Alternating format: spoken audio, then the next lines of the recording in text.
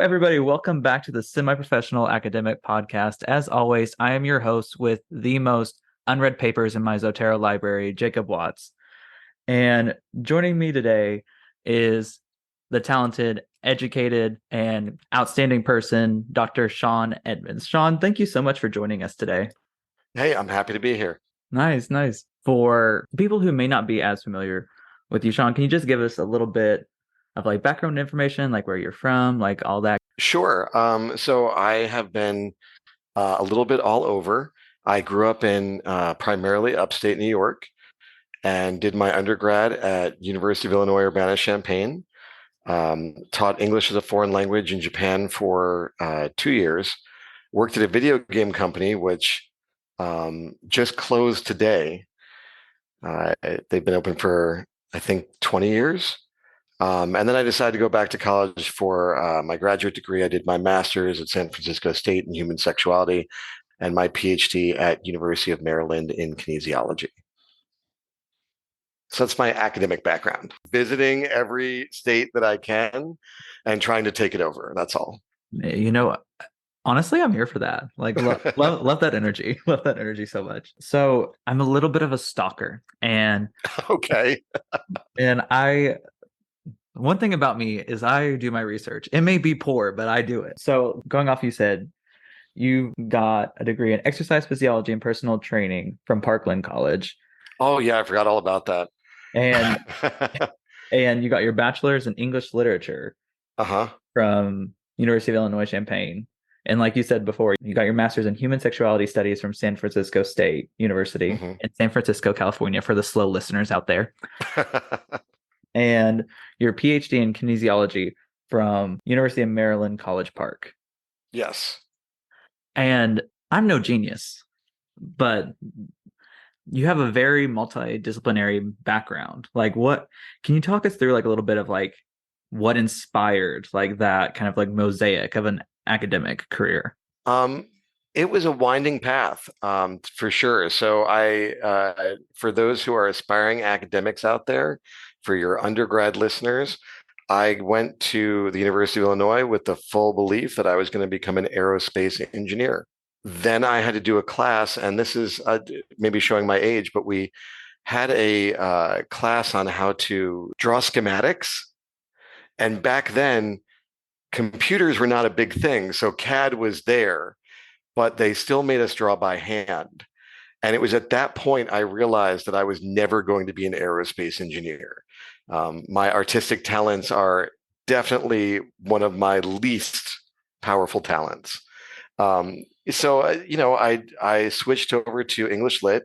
It was something that I really liked in high school, and I was like, well, I'm already in college. This engineering isn't working out for me, and more power to those it works out for. But let me go into something that I really enjoy, and I'm a huge reader. I'm a big fan of fantasy and sci-fi, poetry, you name it, I'll probably read it.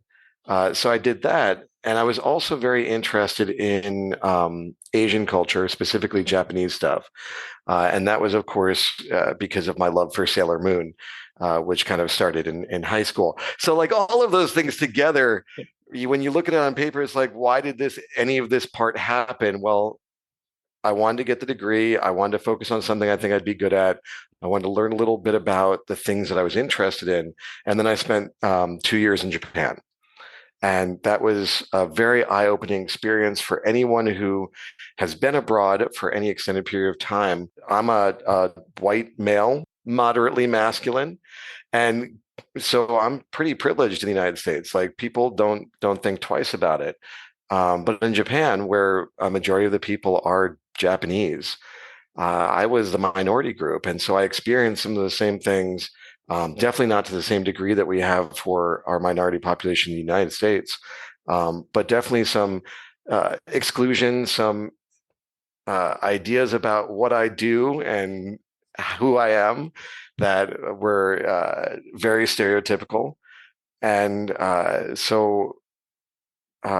learned a lot from that, but it took me a couple of years to recover. Like when you learn something like that, and I'm so happy that they teach more of this in college than they did back in the day, but you learn about like what oppression is, you learn about what prejudice is, and you get a little bit more of a view of that. Did you want to say something? Sorry, I'm just going off at this point. No, I love this. I actually have a horrible, horrible habit of talking more than my guest on my show sometimes. So Yeah. I'm just like, I love hearing these kinds of stories. And I do have to say though, I relate heavily on the lack of artistic ability that you talked about earlier. Like my stick figures come out fat and like she thick. Like I can't do anything. So I relate on a huge level. Also Sailor Moon. Like I love Sailor Moon. I mean, who doesn't love Sailor Moon? I don't know. I mean, like every queer man ever loves Sailor Moon. Like in any regard. I don't know. I only have three Sailor Moon shirts at this point, so I've really pared it down.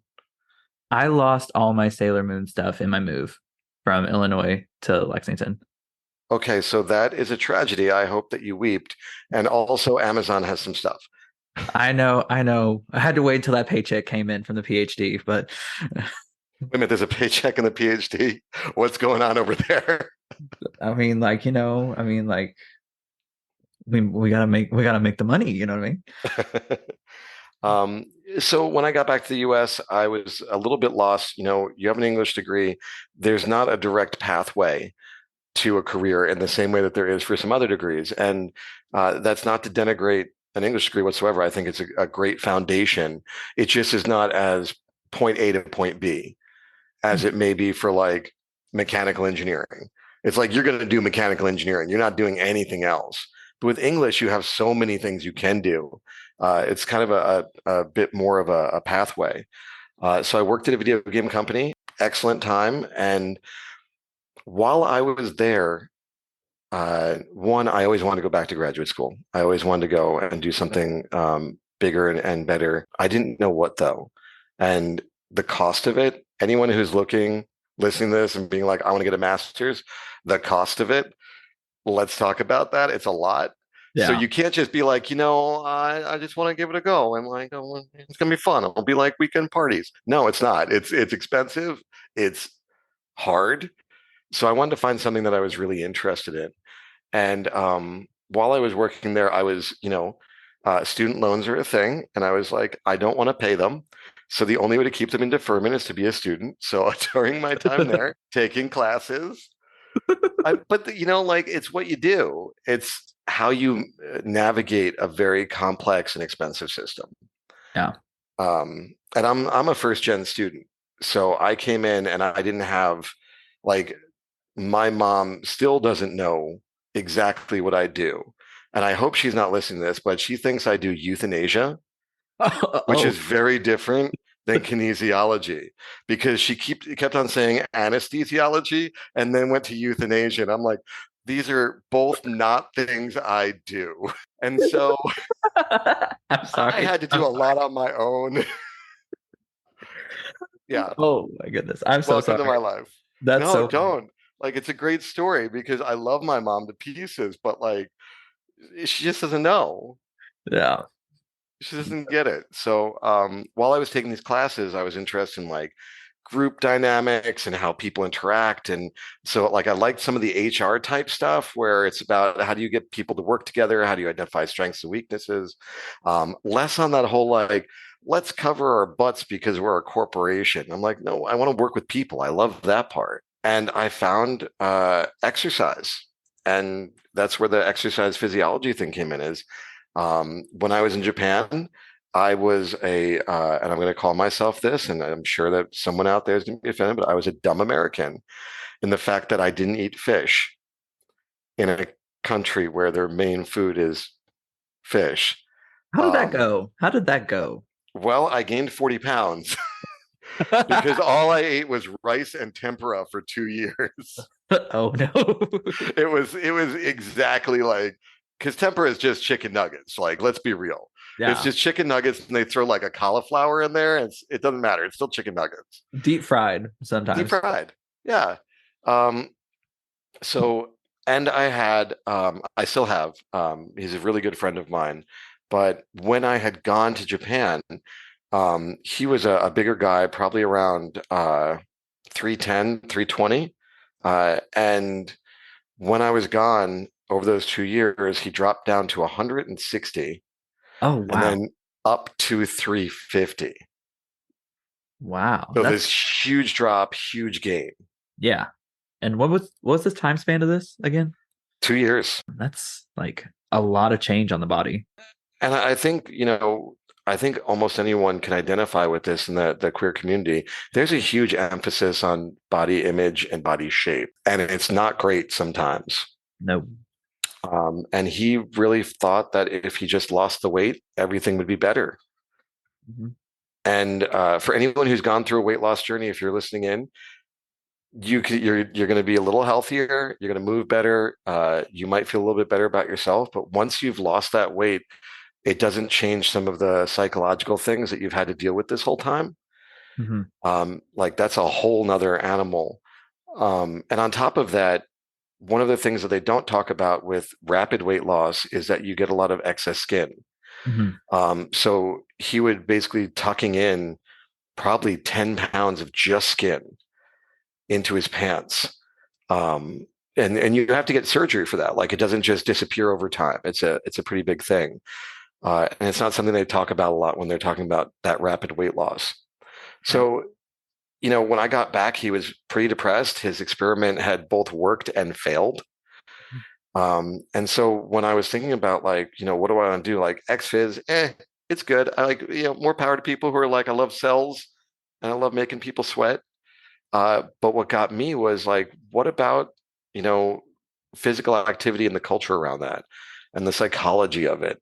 And, what do we think about body image and the way we are and who we are?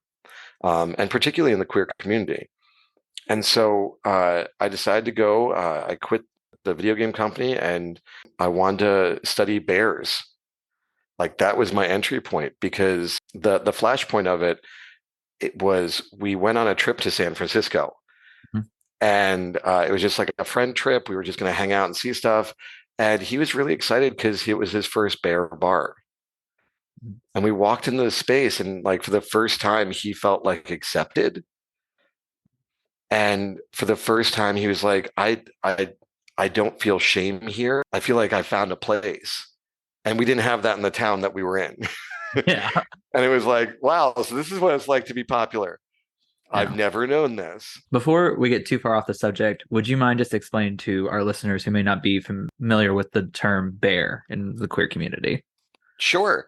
So the bear community, and I'll give you a little bit of maybe extra background because I'm an academic and this is what we do. We love extra background on this show.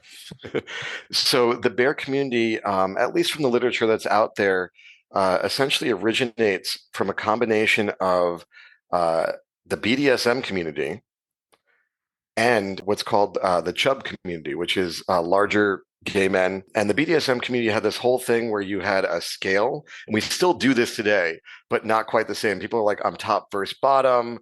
I do side, I'm oral top. And like we have all these, I always say I'm a honey badger because I'm too skinny to be a bear, but I'm not a twink or a twunk. We have this whole zoology Mhm. that originates from the BDSM community. And you would actually have in your emails or your letters, like Harry, minus, minus, zero, plus, plus. And you would be somewhere along that continuum. And what happened was, and this is a bit dark, but when AIDS came about, having more body was a benefit because people would waste away. Mhm. And so what happened was with so many people dying, that BDSM community and the Chub community came together and created this bear community. And you may have heard of the hanky code where you put a hanky in your back pocket to signal your preferences. Well, they would put a teddy bear in their back pocket to Oh. signal that they were going to be about cuddling and body positivity and touch, but not necessarily about some of the things that would transmit HIV. So Mhm. there's this really interesting, and I'm not doing it the service that I could, but this is a long show already, right? But it's really about this interconnection of HIV, BDSM, and the Chub community. And what we have presently with the bear community, and it's a bit more stylized than it was back in the day, and there's a lot more identification, but it's kind of a refuge for people who don't fit kind of the normative stereotypes around the thin, moderately flamboyant gay male. And there's definitely, guys who are slimmer in the bear community, but they actually have to really kind of prove their worth in that community, whereas no one else does. So it's a very welcoming community. It brings a lot of people together. It's a lot of fun. I would encourage anyone who's listening to this, go to a bear event that's open to whatever type of person you are. It's just a lot of fun. Mm-hmm. They want people to feel accepted and welcome. And so that was kind of uh, that was my experience with the bear community. I'm sure that people have different ones, but generally bears tend to be a bit larger. They tend to be a bit hairier, and they tend to be a little bit older. We do have the emergence of what are called cubs, which are younger bears, but they're actually differentiated from a typical bear. And it also has some complications, such as there's brown bears and panda bears, which are African American and Asian bears. So there is still some of that differentiation that we see in the wider queer community in terminology in particular, and in some ways acceptance, but they tend to be more accepting than other areas. Yeah. Does that help as a definition? That was the most long-winded definition ever. No, one thing about me is I love a long-winded definition. um, but I think it's important especially like growing up like in a small town with no queer influence whatsoever. Like there's a lot of kind of like queer history I had to kind of like learn on myself, and it's not always just go-go bars and jock straps, although that is part of it, but not don't want to get too much into this on that show. It's very important to know not just like your own history as a queer person, but like just history in general, because all these like practices and social norms didn't just come out of nowhere. There's always like a reasoning behind it. And so I don't know. I just love educating the youth because no one educated me. So I had to like do it on my own. No, and I'm like, I studied the bear community. I'm still learning things. Yeah. Like, there's such a varied and diverse queer history, Mhm. and a lot of it we don't know. A lot of it's been lost. A lot of it's been burnt down. Um, Thinking particularly around what was the first transgender archive was in Germany, and Hitler didn't like that, so that had to go.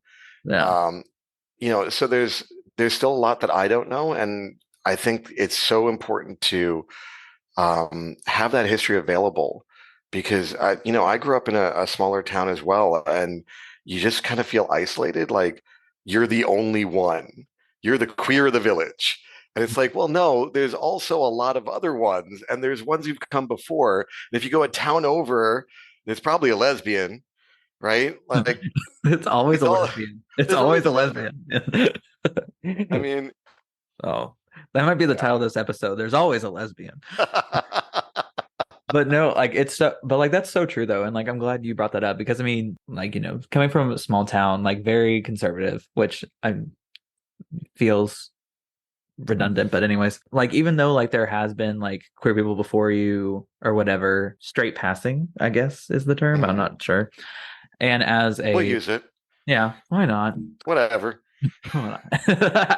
And as a white man who was at the time moderately masculine, now I'm not really sure, but I don't know, like you felt like at least for me, I had to mask a certain identity in order to, I don't know, not fear for my life and like my well-being at times. I don't know. Was that true for you or not really? Yes. And I'll put it this way. And if you're listening and still alive, and I have to actually put that out there, we had a very openly out gay man in my high school. And I saw what happened to them, and I didn't feel like I could be gay because I wasn't him. Like, because I didn't have that history or things to look at and say there's different ways of being queer and stuff like that. Um, and I hope he's doing well because he had a real rough time in high school. Um, yeah, I think one of the things that I think about a lot, especially nowadays, is what what are the young queerlings thinking right now? And I say that because there's the internet, there's all these phone apps, and there's a lot of variations on what it could be to be queer. Slightly dark path, but a lot of it's capitalized on.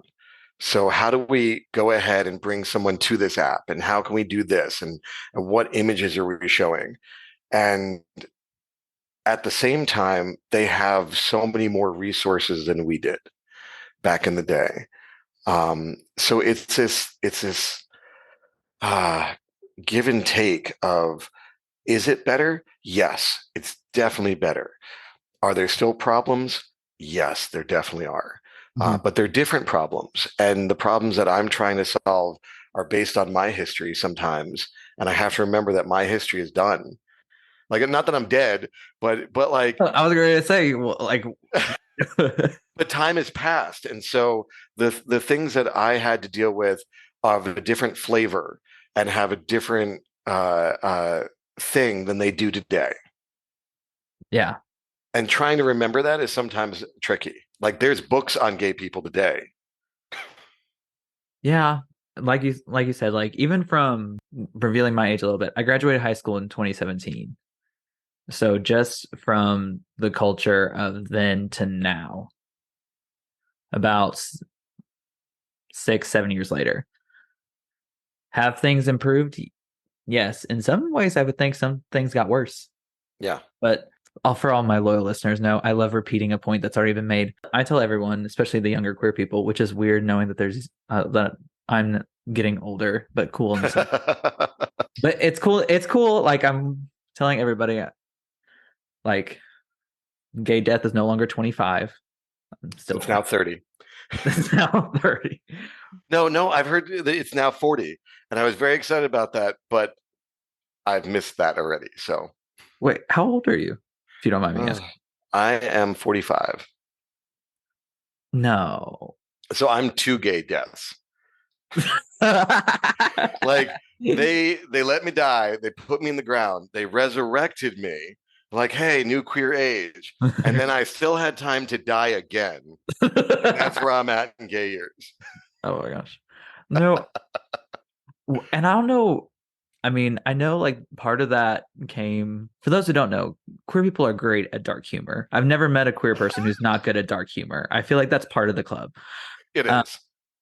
and from my understanding from the elders before me, I say elders, it's just people older than me. Like it's not that big of a deal. It's like all those 26-year-olds. That's all those 26-year-olds. It originated from the AIDS epidemic. Yeah. And because, for those of you who don't know, the US really did not give a fuck about queer people's lives. Still, to some regards, don't. But it was very, very, very obvious, especially during the 80s. I'm not even going to get to that because I don't feel like I'm qualified to speak enough on it. But it originated as this term of like, it through this very dark lens, we're able to joke about living past that life expectancy. Although someone said I was pushing gay death and I about punched him in the face at 24, like, which I don't. I mean, like, and I don't know about you, but I don't know, I've always been attracted to like people older than me. Not Okay. like nothing crazy, but like I mean, like it's not like that's like my only criteria, but I just tend to know like I find like people that are older than me in years like more attractive. It just happens. And then I'm such a hypocrite too because like since I'm 24, like I got hit on by a 22-year-old and I was like, ew, disgusting. I'm like, and You here are I am, barely out of diapers. barely out of diapers, and then I'll slide into a 40-year-old's DMs like it's nothing. Well, they're almost into their diapers too, so it's fine. Are you speaking from personal experience or? No, I am not. All of my bodily functions are a-okay. Great. Listeners. We love we love to hear it. We'll take your word on it because we are audio podcasts for a reason. Mainly Oh. because I would do too much if this had visual. Oh my God. No. What was that about tangents? I forgot. One thing I love about tangents is no, I'm kidding. So I decided to go to San Francisco to study bears. Of course. Before we start though, I have to say Yes. because you said this, and I've been going to bear bars since I was 22. I couldn't go because I turned 21 during the pandemic, so Ooh. safety. Yeah. No, definitely. Yeah, but and I Hmm. still love going to bear bars. It's like some of the most welcoming atmospheres because, like you said, like I don't want to get too dark or whatever because Do it. Do it. do it. Like I kind of like what you talked about before. I feel like at times in the mainstream queer media, like I suffered with disordered eating Hmm. in regards to be because especially like when you're in your really early 20s and like the 18, 19, I feel like at times in the media it's pushed like, oh, you have to have like the tiniest waist possible, but you also have to have the fattest ass possible. Oh, yeah. Well, they It's, want the Kardashian body. they It's will like an ass off of a dump truck, no waist, like a 20-inch waist, and then big old titties. yeah, and like And that's not a physical possibility for 99% of us. no, and like I'm Irish and Welsh background. We're not built like that. Like No, we're built for drinking and that potato famine. that part right there. Like I I would rock up. Wait, are you Irish too? Yeah. Oh my gosh, yay. Wow. See, connecting beyond the grave. Um, but so like I don't know, like did you not, again, like super dark. And another thing about queer people, we'll just ask questions that like this may be a mean thing, but I'll just ask questions like no filter. Yeah. You ever like face that kind of pressure? I mean, looking at you now, like respectfully, I have no problem saying this on here. Like I respect Shaun, like he's a really great researcher. I've read a couple of your papers. It's really fascinating. We Uh-oh. definitely want to get into that Yeah. because I think it's cool and they should know. But Shaun, on top of being this very like kind, successful academic, also has a great chest. I follow the Instagram. I follow the Instagram. Yeah. Can link that there. Well, but I was not always like that. So before I went, when I was an undergrad, I was kind of just, I don't want to say skinny, but kind of like a rail. Like I didn't have any definition. I didn't work out. I didn't do a lot of exercise. I played a lot of video games. And when I came back from Japan, I was, for me, who had been like, in the 160 to 170 range without working out, without doing anything, I came back from Japan at like 200. So for me, that was the largest I'd ever been. And it was a long process. And, you know, uh, and we can talk about this more as we get through it if you want to, but like being larger at any point in your life, it's very hard to see what you are now. Mhm. Like you're always kind of have that in the back of your head. And I found this for almost anyone I've met who's lost weight of any sort. They're always kind of like, well, I'm not where I want to be yet. Or they're like, there's so much more I could do. And it's funny because I'll go to one of the gyms I've been to is more of a bodybuilding gym. And those guys are like 9% body fat. And they're like, I'm just not good enough yet. So there's something very pervasive about these body image issues, particularly for guys. And, women have had them for years, but in recent years, we're seeing a bigger increase in men having these body image issues. And, it's been kind of heartbreaking. One that, I still look at myself and I'm like, oh, you could lose some weight.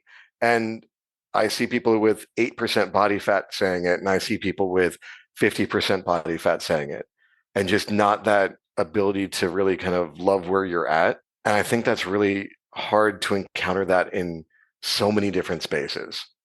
Anyhow, that's my tangent. No, That's mine. and I don't know. I feel I've never met another gay man specifically who hasn't had some experience with that.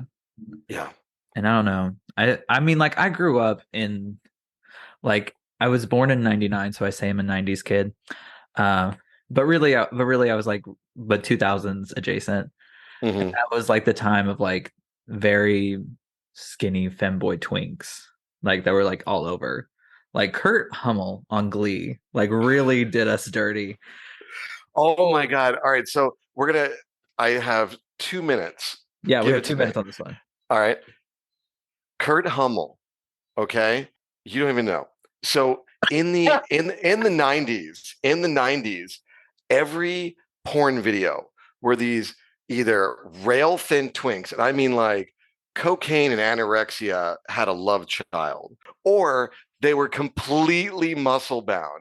And so steroids and cocaine had a love child. And when Glee came out, Kurt Hummel was one of our first, you can like this term or not, queens of high faggotry.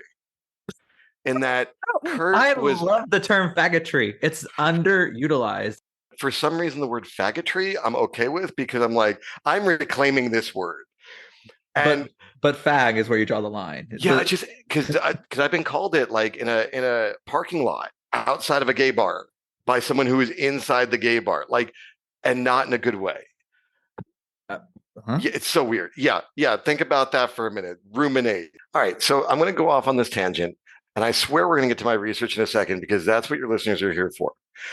But if you look at kind of Kurt Hummel, so Kurt Hummel was this idea of a feminine, positive gay role model. And I also want to bring in Corey Montiev, who has a name on the show, I'm sure, but he was a supportive straight man.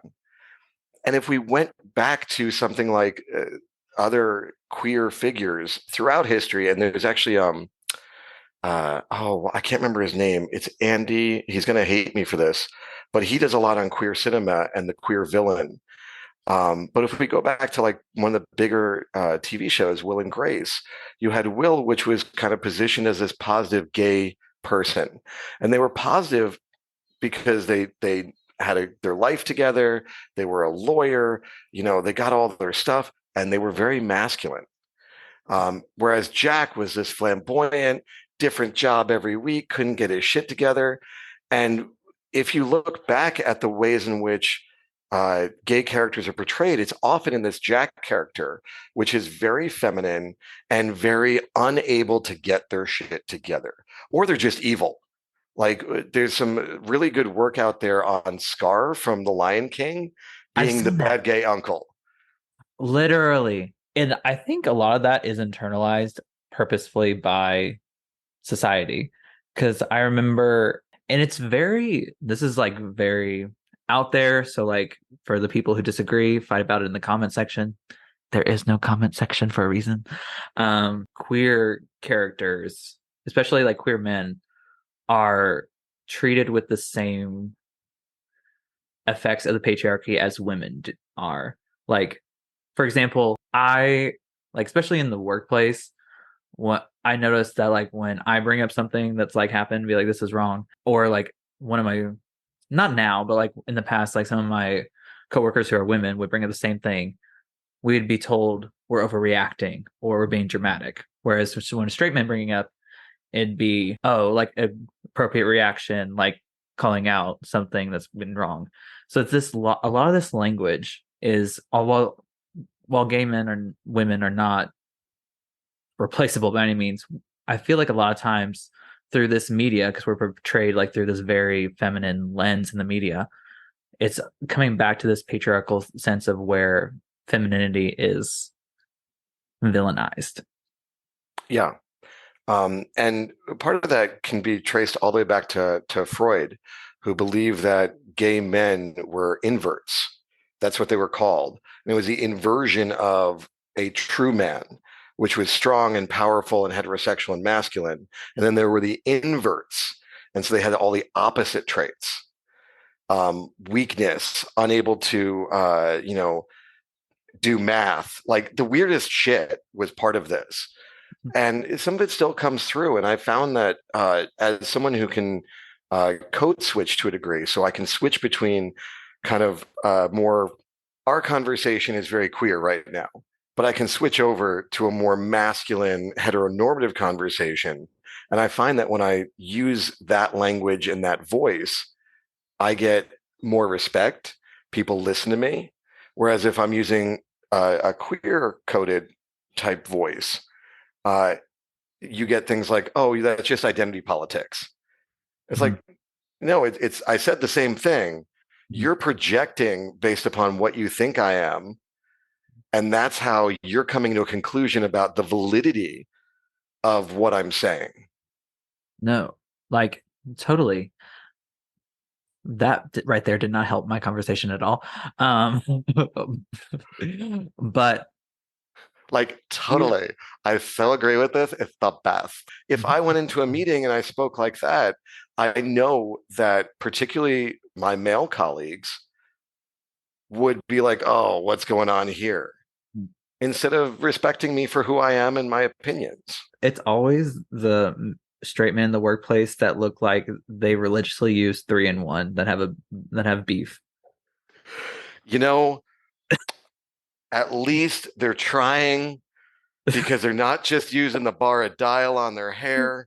And you know what? No, stop. I am here for my 3-in-1 brothers. No, no. See, this is where this is revealing his age. He's accepting that, and the part of the younger generation, has had enough. Yeah, My no, seriously. my ex literally. So this guy I was seeing tried to tell me that just a bar of soap every other day was enough. So I personally am like, no, like we gotta aim higher, gotta aim higher for everybody. But going back to the colleagues, being in like academia, do you feel like compared to like the other like jobs that you've had, is there a difference in like the amount of times or ways you kind of like have to code switch, or is it the same? I think it's different. Mm-hmm. And I'll put it this way. For anyone in academia, there's an old guard that's been around forever.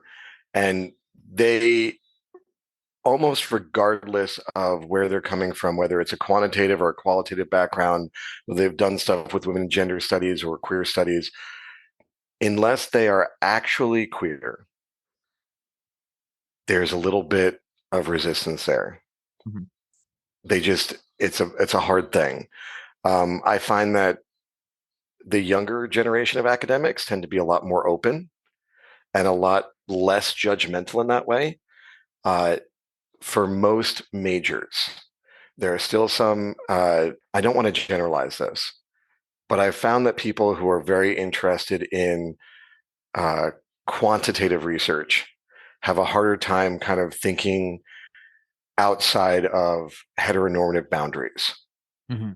And I think it's part of it. And again, I don't want to generalize, is there's a certain way that quantitative work requires organization, evaluation, testing hypothesis that doesn't lend itself to gray areas as well. Whereas qualitative, it's like, okay, well, I've got these 80 interviews and they're all over the place. I have to live in this messiness. And so that messiness kind of forces more introspection than a cell assay or something like that. Not to say that, there aren't definitely, especially when I was at the University of Maryland, many of my quantitative compatriots in grad school they would come up to me like, hey, I just don't understand this. Could you help me with it? Because I want to, and I want to be a better person and I want to understand this. And I was like, I love you. Sure. Well, I this is a message to anyone. If you come and ask, like, this is debated, but like to me, if someone who doesn't understand queer culture and they come up to me and ask me like from a genuine place of like wanting to understand, literally could not express my gratitude more. And because I mean, you and I talked about it. I mean, we are queer, and there was a lot of things that we had to like learn and figure out, and we're still figuring out. So I don't Yeah. expect a straight person to know that. What I expect of a straight person is to not disrespect or belittle me because I'm queer. That's all Yeah. I'm asking. I mean, it's not a big ask, but apparently I it you it can be for some. I swear I asked that one time and people looked, and I said that in a class full of straight people. I'm not going to say where, but it was a bunch of people who did quantitative research, and they looked at me as if I proposed like let's hide a dead body or something. Like it was just out of the world. I mean, they heard you were approaching 24 and they want to do the right thing. Jokes only work if you can bring them back 3 times.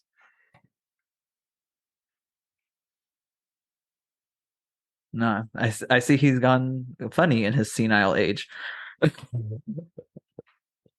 Once you've come back a couple times, Once you come back, to they me and make Elton John. on the way back. Did they give you like jokes to say like in this life? Like Like, hey, try this one out. try this one out. Oh my goodness. I mean, in Oh, the afterlife, what else are they going to do except for come up with bad jokes? you know what? Fair. But again, I do want to emphasize there are quite a few people who work in quantitative stuff who really want to get it or do get it. And there are some people in qualitative where I'm just like, okay, that's great, but like you're not getting it. Hmm. So, I think there's some general areas that lend itself to certain types of mindsets, but I don't think that they're a foregone conclusion. Right. Yeah, I think that's my diatribe on queer characters. Um, Okay. So go on. Sean has never watched an episode of the show, but yet he's perfectly fitting into the character of this theme of the show. We start out with great intentions, then we go on a tangent and talk about just random things. Don't overthink it. Don't overthink it. You clearly have never watched this show. No, but I am an academic, which is why I'm qualified to say that. That part. But that brings me around to like an actual like intelligent point I'm about to make or question I'm about to ask. So I'm going to read off what Sean's research interest is on his work website. Okay, Sean's research interest is in socio-cultural dimensions of physical health and wellness, specifically in LGBT populations. He's also interested in continuing to bridge the gap between academics and practitioners in strength and conditioning field. And I'm only a semi-professional academic, so I don't know what a lot of that means. But Sean, can you walk us through in layman's terms, like what kind of the focus of your research is, and like what kind of, and I know you briefly touched on it, but like kind of give us a little bit of a reminder of like what led you to that path, if you don't mind. Sure. So one of the things when I was trying to figure out what I wanted to do as a grad student and go into it was my friend's experience and his experience with community and his experience with the physicality of body image and the ideas around what happens if you gain or lose weight. And when I originally went to San Francisco with him, one of the things that, and I'm saying this as a very naive person at the time. One of the things that shocked me is I'd been to a lot of bars. I'm Irish. I've drank a lot. I walk in this bar and there's a pool table, and the pool table is covered with ho-hos and ding-dongs and little Debbie snacks. And for me, walking into that, I was just like, okay, I've never thought drinking a beer, I want a ho-ho.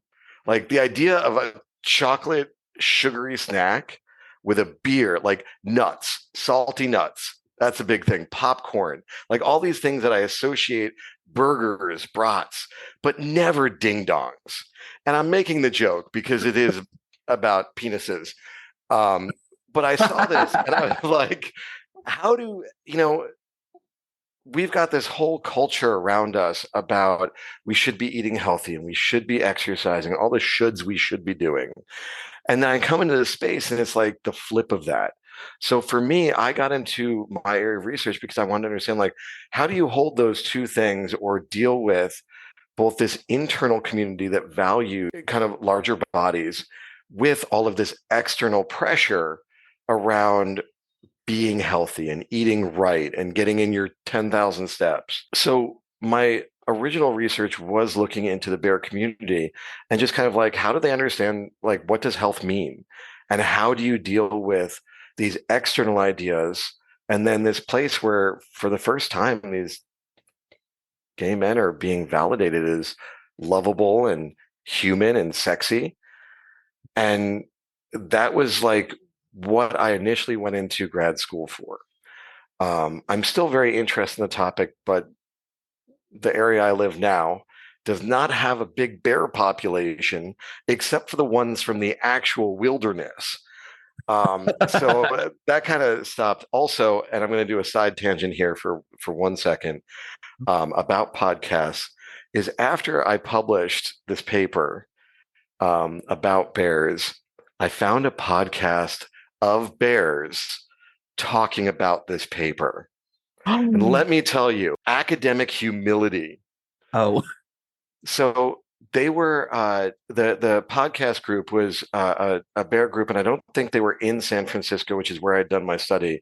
And they're like, he only had this, and he talked about this, but I didn't have that as my experience. And I was so thankful they brought in a qualitative academic into this who doesn't study bears, and he's like, actually, this is really good research. Actually, this is the information that he could pull. Actually, you should be really thankful for this. It was just this really weird situation where these bears are like not happy that they're not being represented in the way they wanted to be. And this academic saying, well, this is how research works. And then the next study is going to build on that. And the next study is going to build on that. And we're going to get a broader picture. Because when I was doing my bear research, there was only a handful of people. There's two scholars that really have looked at the bear community. And they're fantastic scholars, but one's in the UK, and UK bears and US bears have a different legacy and a different background.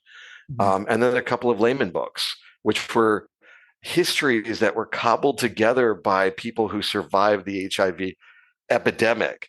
So, like, I was getting into it, and they were like, well, they didn't talk about the festivals. And I'm like, no, they're not going to. That's not the point of this paper. Why would they talk it? So it was a very enlightening experience, and it was my first published paper. So it huh. was. I kept it. I don't tell them, but I downloaded this podcast offline, and I've kept it ever since. So whenever I'm like thinking I've got too big of a head, I just listen to that. I'm like, hey, when you're doing research with people, you're doing research with people who have real feelings and real emotions and real experiences, and it's so important to remember that, particularly with qualitative research, you're only going to get a partial picture of what a community is like or what's going on, and there will always be people who have different experiences, and it's very important to acknowledge that that difference inherently exists in the research we do. Mhm. So that's the bear part. Um, when I was in grad school doing the PhD, I kind of struggled with a topic because I was good with bears for the moment, um, and I didn't know what else I could do with that would be beneficial to that community. And so I talked with my advisor quite a bit, and he's like, "Well, you're really interested in community and what it means to be a part of a community," and that's what led me into doing research on CrossFit. Mhm. Because within physical activity, I'm going to give you a quick primer because you asked for to give it in layman's terms. Um, Prior to 1980, most physical activities was through physical education or military preparedness. Mhm. There was a small subculture of bodybuilding. Women were included in this, though they got erased in a lot of the books about bodybuilding. But gyms were not a thing. There was some calisthenics. There's a whole calisthenic movement in the late 1890s, early 1910s. But what we know as our modern physical activity and fitness starts in the 1970s with a military officer published a book called Aerobics. And it was like a 70-page book, and it said, bitch, you got to run or you're going to die. Dang. Because it was like cardiovascular health. Yeah. And we still didn't know the connection between cardiovascular health and the heart and physical activity. So it was kind of a layman's guide to that. And then in the late 1970s, Arnold Schwarzenegger and several other prominent bodybuilders were in this documentary called Pumping Iron. And that paved the way for Commando and Rambo and all of these Reagan era films that showed off this hyper masculine body. And this was a response to the 1970s, where we had failed at the Vietnam War, and we were dealing with Nixon and the fallout from that. And Reagan presented this version of the United States that was very powerful, both physically and economically. And that was part of kind of Reagan's whole thing, is this very showboat version of American masculinity. And it's from there that we get gym culture, and gyms started to pop up. And we started to see exercise studios pop up with aerobic classes and stuff like that. So all of that's really, really new. And starting in the late 1990s, I believe it was, there's a book about this called Bowling Alone. We started to see a shift from, and this was primarily due to Reagan influence and Reagan ideology, from a community-based cultures where you know your neighbor, you know the people down the street. And if you go to the Midwest, you still see parts of this where you get the casseroles, where someone gets sick, someone's injured, and everyone in the town brings a casserole, and Mm-hmm. then they have something to eat for the week. That community-based culture started to disappear, and it became replaced with very individualistic culture. This is mine. This is my space. I don't know my neighbor. I'm not here to help you. I'm here to help myself succeed. And that comes from the neoliberal, and I apologize for using that term. I've been trying to avoid it. But this idea of for the self ideas that really starts in the late 1970s, early 80s, and primarily in the United States with Reagan. In the UK, it's Margaret Thatcher. And so CrossFit has been heralded as this recall to community. People who do CrossFit have built a community. It's very much like the military in that if you CrossFit in New York and you go to California, you can go to a CrossFit gym and they'll tell you all the best places to eat, the best places to stay, where to go out to drink, everything. And they become instant friends in the same way that you have expatriate communities in other countries, or military communities, or people who go to another community and join a church. Well, you could do that with CrossFit. And this is in a moment when we're seeing, I go to the gym by myself and I am my own person. I'm going to go rock climbing by myself and I'm going to accomplish this by myself. And so for me, the appeal of that community was that it was a community in a time period when community was really kind of looked down upon. Mm-hmm. So that kind of got me into that. And to bridge in this idea of academic practitioners and physical activity, the academic research is light years ahead of what we see in. They're just now starting to change military training away from push-ups and running and pull-ups, and actually using a science-based approach to it. So my thing is always like, hey, I know all this academic stuff, but I still walk into the gym and brohams, and that's what I'm going to call them, and that's what they are. They're like, yeah, I'm going to get abs by doing a million crunches. And I'm like, abs are mostly related to body fat percentage, and that's related to your cardiovascular health and your consumption. They're like, yeah, but if I do a lot of crunches, it's going to be awesome. I'm like, okay, so the research has been there for 20 years and you're 20. So it's been around as long as you've been alive, but you still believe this because there was an Instagram influencer with abs and you're like, I want that. Yeah. So a lot of what I try to do as an academic is to bring things to the people who are coaches or practitioners and say it in a way that is very down to earth that they can understand. And I think CrossFit, one of the appeals for that, and if you look back, CrossFit starts going online in 2001 and it becomes popular in 2005. And a lot of that has to do with the fact that Greg Glassman was posting very simplified exercise articles online that allowed the average person who's never done physical activity to read this and understand enough that they feel confident in doing something that's going to help them. And there's a bunch of stuff on the Iraq War. So during the Iraq War, we sent people overseas, and we can debate whether that was a good policy or a bad policy. There's definitely room for that. But we sent them overseas with less gear than they needed. They were fighting a guerrilla war and they didn't know how to do that. So most people were coming back with missing limbs because they were fighting IEDs, improvised explosive devices. And so this CrossFit had this great thing where it's like, hey, you don't have equipment? We can improvise that. We can use a boulder. We can use the side of a building. And that's what they had. because we sent them over so unprepared. And CrossFit also promised that it would help you prepare for the unknown and unknowable, which is exactly what they were experiencing every day with these explosive devices. So all of those things come together to be the reason that I was like, yes, this is the one. This is the one I want to look at.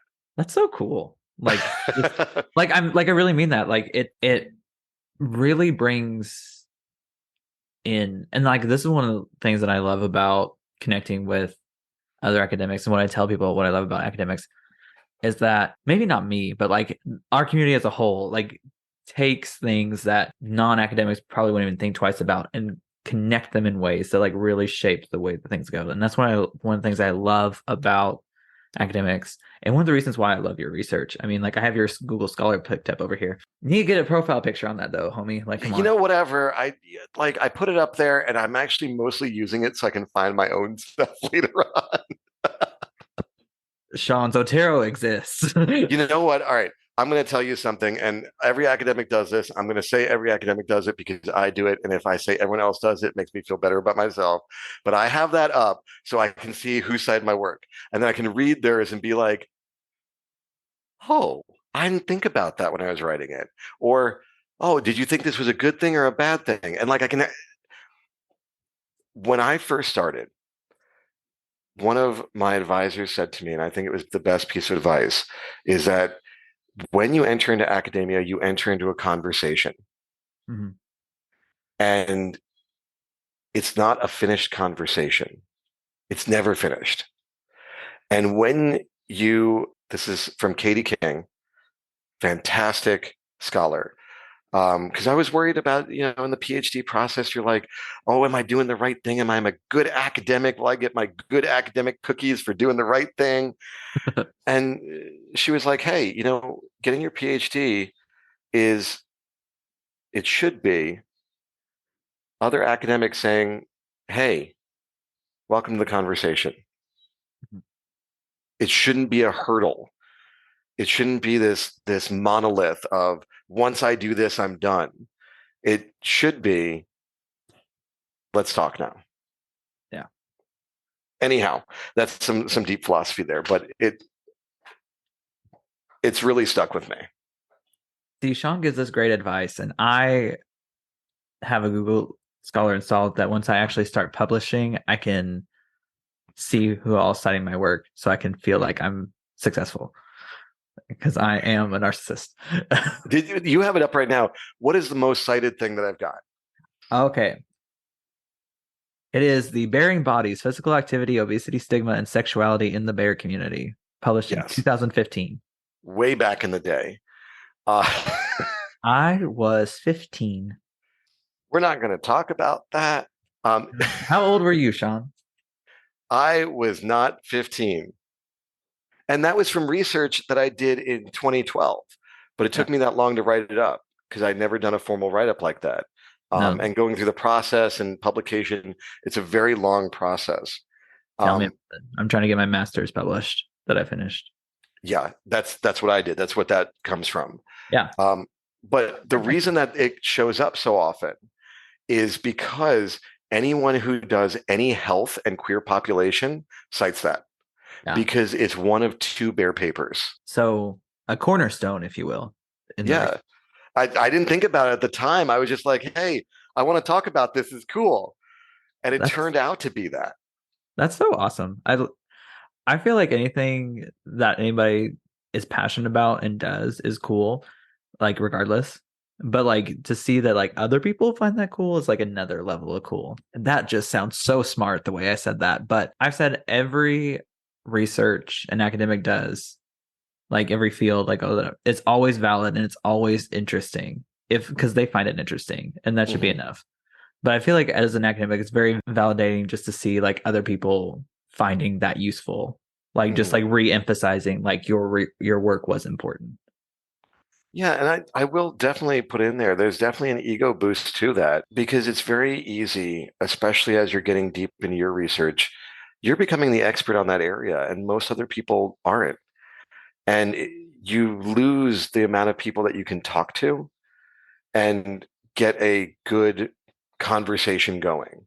Mhm. Not because they're dumb or something silly like that, but because you've just read 500 papers on body image in the queer community, and they've read like three or four. And so you're like, I have this deep well that I'm pulling from. And they're like, yeah, that does sound good. And you're like, but are you saying that because you've only read those two papers? Or are you saying that because it's true? Or like, so you don't have that to bounce off of in the way that you might like as an undergrad. Mhm. So seeing people kind of pick that up and work with it, I'm like, okay, if they value it enough to include it in their work, then now I'm part of their deep well that they're pulling from. And we're Yeah. all kind of going, and it's very validating. Nice. All right. Shaun, we're running out of time in this second Zoom. Oh So my God. Sorry. no, this is completely me. I love a conversation. It's actually a problem. That's why I got a talk show. But for the sake of it, this is a question I'm asking everybody in season 2. So welcome to the new format, Okay. All Stars 2 kind of vibe, if you get there. Hey, Uh, All Stars 1 was a shit show, so I'm happy to be in 2. yeah, you're welcome. But are you the Alaska or are you the Coco Montrese? I don't know. How's my foundation? Giving Dorito. I was hoping for Cheez It, but I'll take Dorito. Hoping for cheese it. Goodbye. Oh, oh my Well, God. short story. I know you want to ask your question, but Yeah. we were teaching, we did a summer program where we did intro to kinesiology with these high school kids, Mhm. and they were adorable. We took them, one of the things we did is we took them to a minor league baseball game. And Mhm. those are great because they run the plates at the end and Yeah. they get to meet the athletes and they can meet the strength and conditioning coach. It's so cool. Well, these little kids, these little fucking bastards. So we brought these bags of Cheez-Its and there was like a section of them that were white cheddar. And I happen to love white cheddar Cheez-Its. So these kids for the rest of the summer called me white cheddar. And I'm Oh, like, is this my new rap name? Is white cheddar? that would have been a great drag name. Ladies and gentlemen, welcome to the stage, White White Cheddar. cheddar.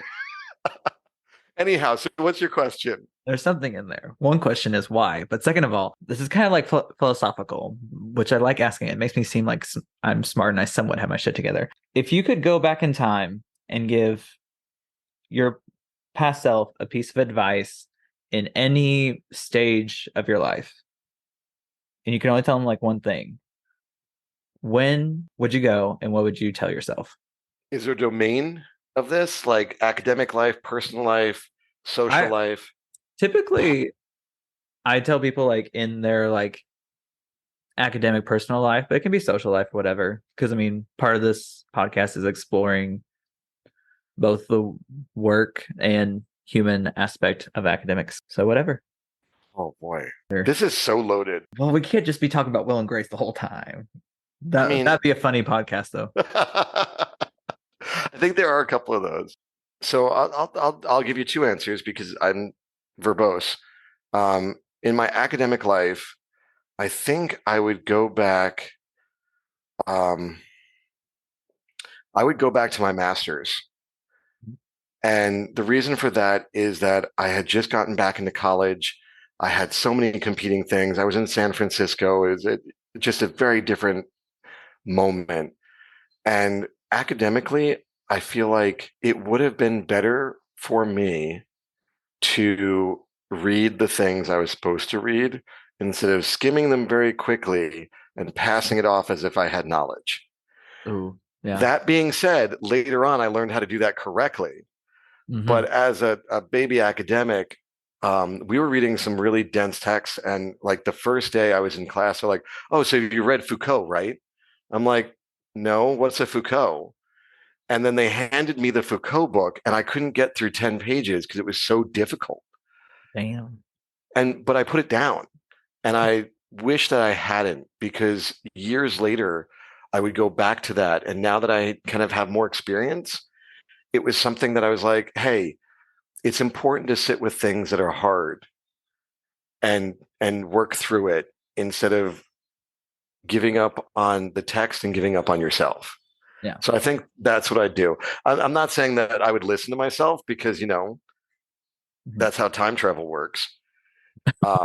Socially or otherwise, I would actually go back to my first year of college because I moved from New York to Illinois. And for those who are interested in college admissions, the reason I went is it had the most majors and I didn't know exactly what I wanted to do. And there was a really cool picture on the back of the pool, and there was a lot of hot people there. And I was like, I want to go to this college. And I So don't think that that's what their marketing department expressly intended, but I would go back and I would take a wider variety of classes. I think I was a little bit too afraid to really try things out. And now that, in my later years of college and then in my master's program, PhD, I was able to try stuff out. And it was much more rewarding experience. One of the ones I often hear from queer people is I'd go back in time and tell myself that everything was going to be okay and it gets better and all that stuff. And while I don't necessarily disagree with that, I don't think I would have accepted that if I Mhm. went back in time to myself. Like I don't think I could have convinced myself that that was going to be the future. Um, I don't know. I think somewhere, and it was during the Glee time period. I'm just going to call it the Glee era. The Glee It era. it was a lot of like it gets better and this is going to be great and stuff like that. And then 2019 on has been a shit show when it comes to LGBT stuff. So Yeah. I feel as a am I an elder gay? Am I an arch elder gay at this point? The eldest gay? Are they No. are they going to make like a Lifetime movie about me? No, the old gays exist. Yeah. You're um, yeah. but I feel bad. I feel like we sold younger gays and queer people of all sorts, and especially our trans siblings, uh, this idea that we were going to make things better. And right now, that's got to be very hard for them. Um, Growing up believing that we had done it and we hadn't. Mhm. That's my dark thought for the day. My actual dark thought, not my dark humor thought. With all the rainbows, there's got to be some dark somewhere. I mean, if you go back in time and watch the Rainbow Bright film, which I suggest, it's a great work of art. Rainbow Bright, like the things like you would put like the colored No, tools that in. was a Light Bright. Light Rainbow Bright. Bright was a character from the 1980s cartoon. You've got to have heard of Bitch Pudding, right? I love bitch pudding. Of course, I watched Dracula. That is not where Bitch Pudding comes from. That Oh, comes from you are the worst. I'm the worst. You're referencing a show that came out 20 years before I was born. So, Bitch Pudding was on Adult Swim. There was, Oh, okay. yeah, and No, then it never was mind. referenced later, and yes, so it's got this long sordid history that goes back to Rainbow Bright and the Star Stealers. Yeah. Which, I just want to point out to everybody, I quoted a season two winner of a very queer alternative show. I feel like that's very important queer history. I just miscited my queer history there.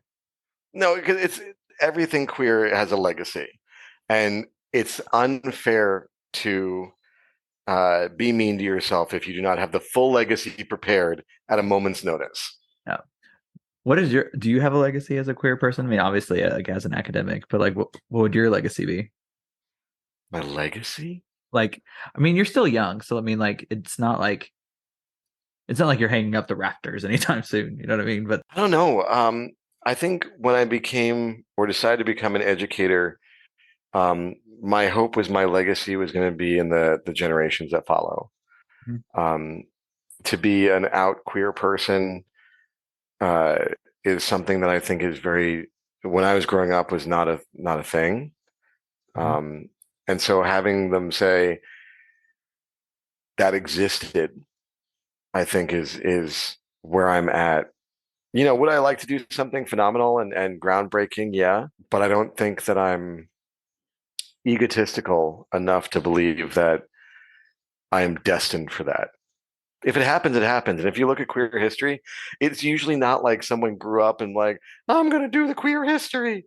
It's usually someone's like, this is fucked up, and I'm just not going to stand for it anymore. Hmm. It's not. It's when experience and opportunity meet. I mean, you're looking at someone who calls himself an icon every single day, so like it's definitely not going to happen for me. But But it is. but I mean, but but I no, I'm transitioning to some real serious here, really nice. okay, okay, Just let me serious. go, just let me go. But I think that what you are doing is like groundbreaking. I feel like that's very important, and like this is coming from someone who is in a field who's never had another queer person in the room. Hmm. And I can't tell you, and like this is no shade to like any past educate, well, some, but like not all of the past educators that I've had. But it's just very different to have someone who can empathize Hmm. with you and like as a human and feel bad. But like it's another thing to be someone who can do that and has also lived that. Hmm. And I don't know, like if you ever had any queer students, but like I just know for me, like if I would have had a queer instructor, it would have made a whole lot of difference. And I feel like what you're doing is awesome. Like being an openly queer person in education, especially in STEM. Like I feel like that's awesome. That was one of the reasons. I'll be real honest. That was one of the reasons I want to get into it. Is I was doing this exercise physiology class, and I was like, "Where's the gays at?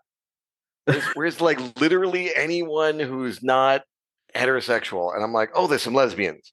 All right, well that's a good start. I like where we're going with this. Because there's always a lesbian. There's always a lesbian. You know, if you want to talk about groundbreakers, it's lesbians. They are fantastic, and they do not get enough credit 99% of the time." No, speak on it because a, a lot of gay men are forgetting that in like in the HIV and every HIV AIDS outbreak, it was always the lesbians taking care of us and advocating for us while we were actively dying. So like my love for lesbians knows no bounds. So I work with those lesbians, and they are amazing. And they're like, "Oh, you're having a bad day? I made this for you." And I'm like, "Holy shit, where did that come from?" They're like, Oh, "Well, I just was thinking about it the other night, and on top of all my work and my research and this, I thought of you." But I've also had, oh, this is a story. So this is something that you straights don't have to ever see and not know about community. I was in a bar, and there were two women, and they were both married, two men, and they spent the whole night trying to get shit faced enough so that they could go home together. I And love when them. oh yeah, and I was like, I can call you a cab, and I was like, I'm doing my queer service back to my lesbian sisters because I'm like, you should not drive. No, no. I I guess bisexual sisters, I love women and I especially love queer women. they're Like fantastic. they're they're amazing. Because queer women are some of the funniest people I've ever met in my entire life. Like, and this is a hot take, bisexual women are, I think, should be like the leaders in like the comedy realm. Like Oh yeah.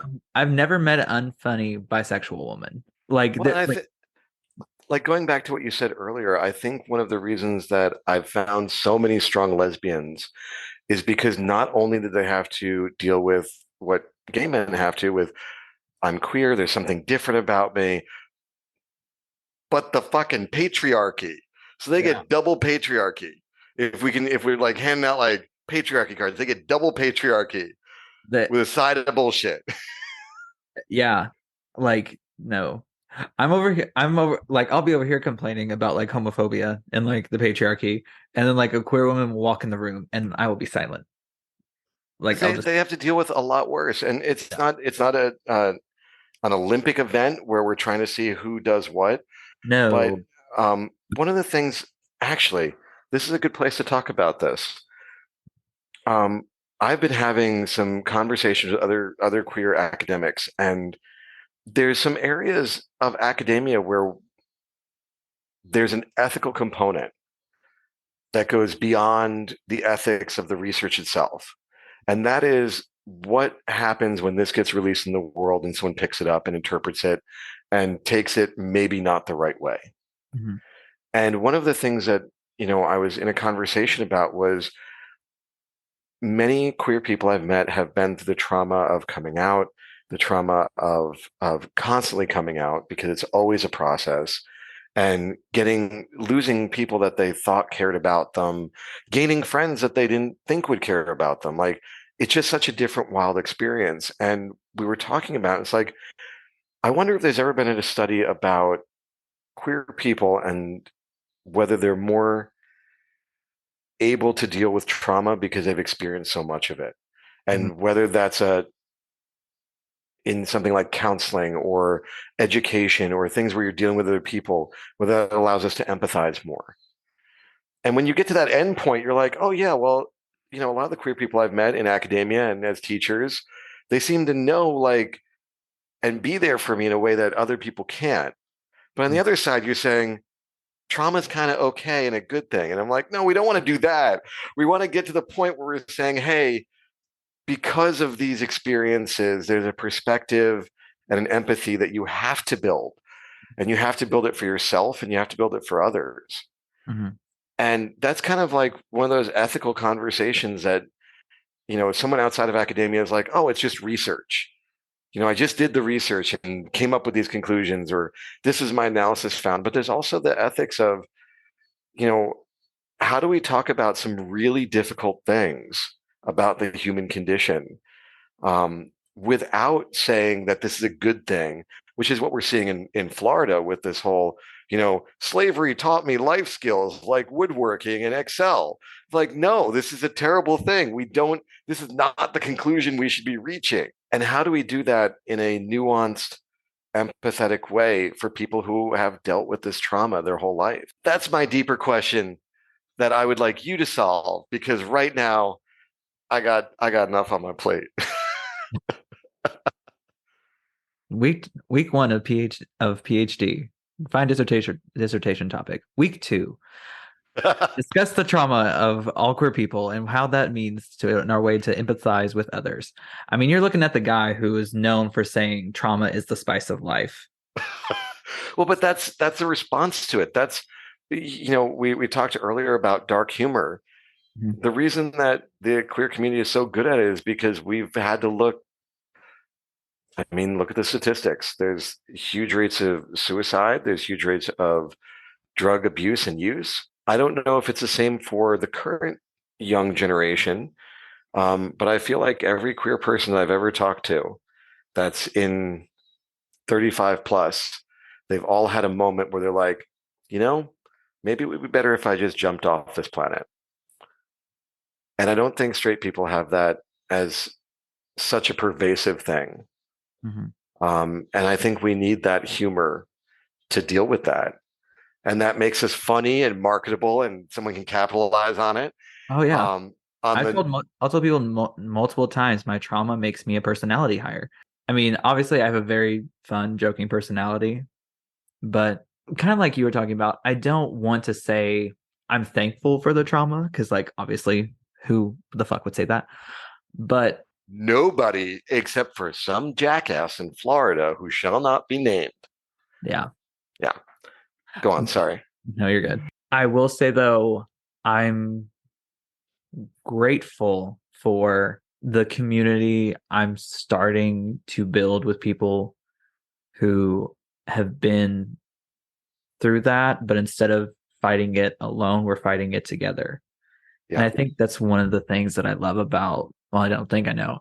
That's one of the things that I love about the queer community is just that I may not like you like as a person, because I mean like you can't like anybody, but I feel like when like you cut through like the bullshit and everything, like I may not like you, but I will protect you.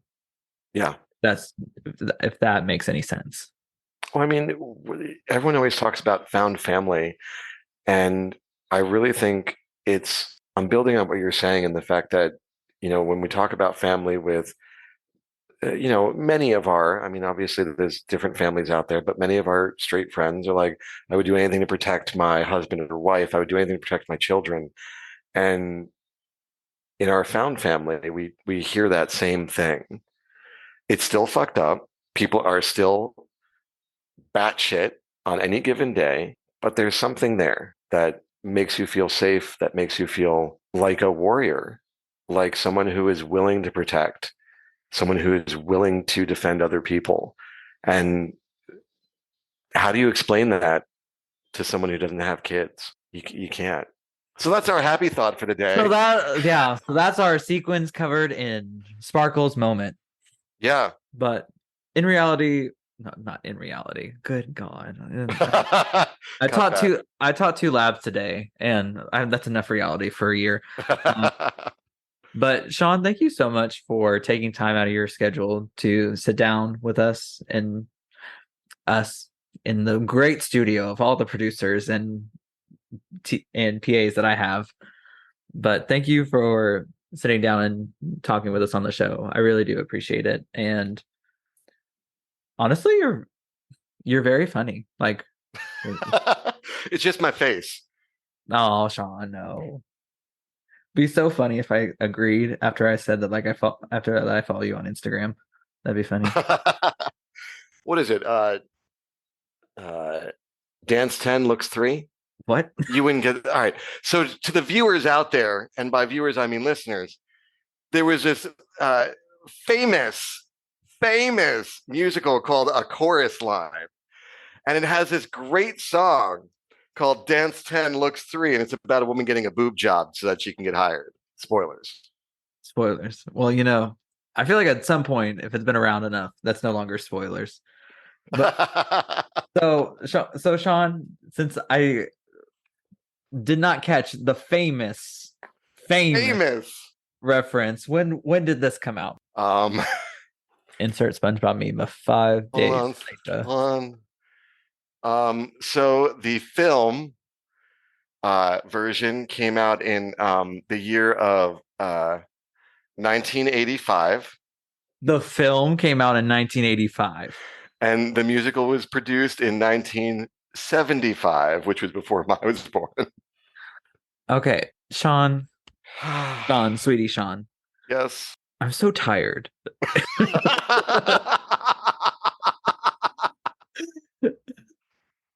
Well, I'm But sorry it wasn't a SpongeBob reference. I'll do better next time. you know what? It's okay. I will also do better next time.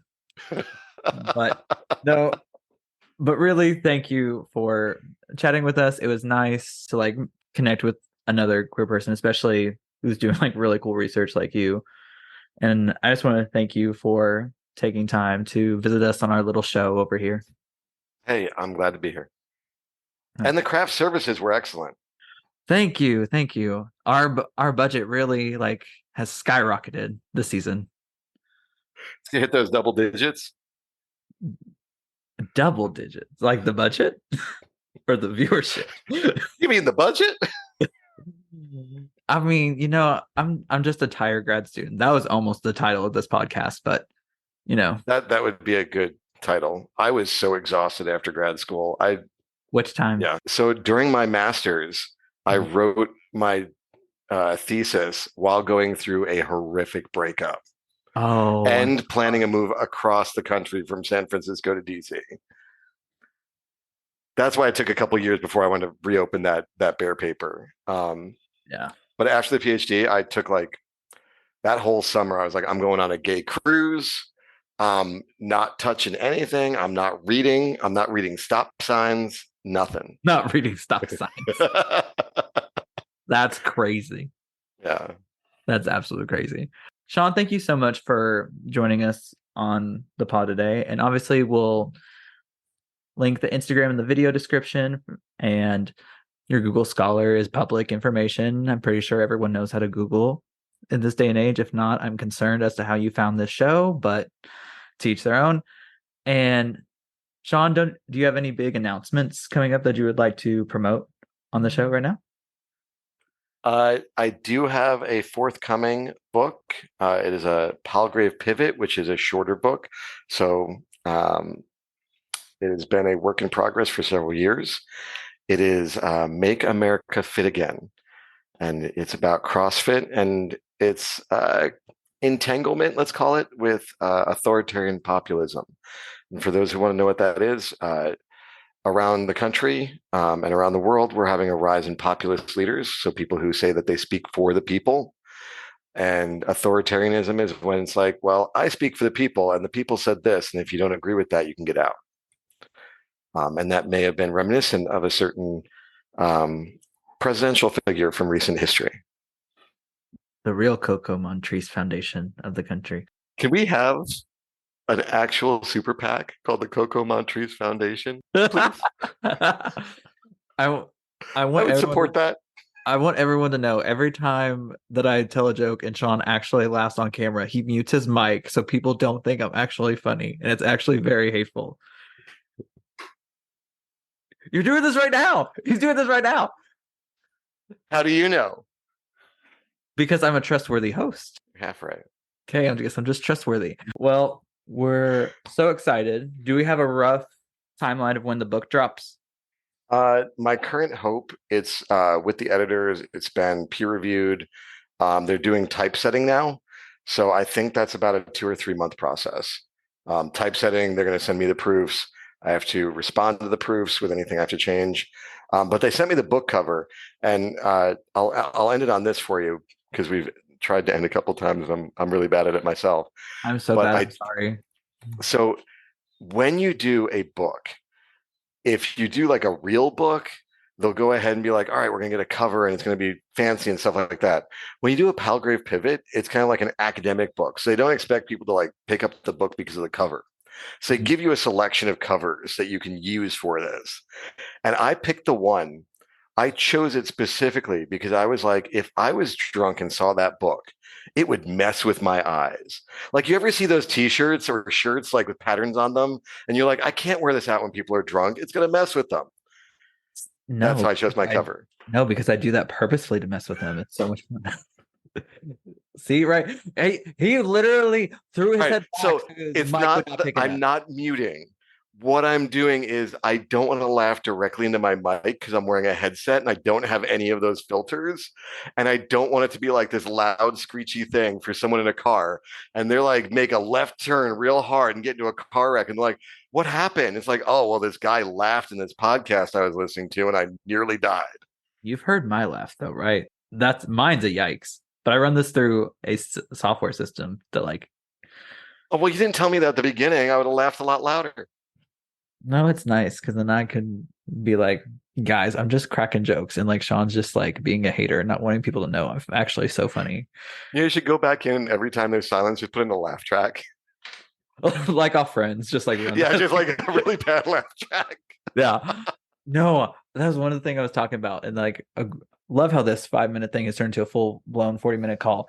But I was talking about I wanted. You probably won't get this, but I wanted like the iCarly remote with like all the different sound effects on it. So like I could Just just said that they just set that up in Discord. If you ever use that, where you can make your own soundboard now. yeah, but I'm lazy. Well, my group of friends, we watch Drag Race together. The soundboard is all Drag Race clips. Fix your costume, Mimi. Yeah, and then we've got a couple that are from things that we use a lot, like when Bob the drag queen was talking about the fracking. Oh, the fracking? You mean the fracking? Right? So that like Race. yeah, there's a bit of Bob in there. I love. Oh my goodness. Well, Shaun, we look forward for its release date. As always, Shaun's Instagram is going to be in the description, and be sure to follow him, keep up with all the stuff that he does, and be sure to follow us on Instagram, Threads, and Twitter. Or I'm never going to call it X. That's just stupid. For any news updates on the podcast. And let us know what y'all want to see, because halfway through season 2, we're rocking it. No cease and desist yet, although counting our days. No. And as always, I'm your host, Jacob Watts, and I don't get paid enough. Thank you, everyone. Bye.